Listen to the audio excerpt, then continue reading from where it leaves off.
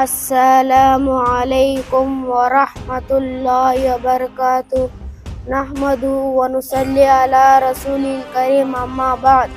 جلسے میں حاضری صدر صاحب، اراکین کمیٹی، اساتذہ اکرام اور دوستوں، السلام علیکم۔ آج 26 جنوری کے دن ہم یوم جمہوریہ کا جلسہ بڑی شان سے منا رہے ہیں۔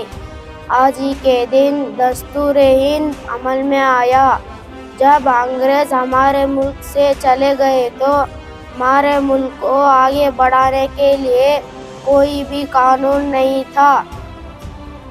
اس ایک کے دستور شاہ مجلس کی تشکیل کی گئی، جس کے صدر ڈاکٹر راجندر پرساد بنے اور مسودہ کمیٹی کے صدر امبیڈکر بنے۔ ان کے ساتھ اور دیگر اراکین نے بھی مل کر ہمارے ملک کو دستور کو بنایا، جو آج ہمارا ملک کا رہبر بنا ہوا ہے۔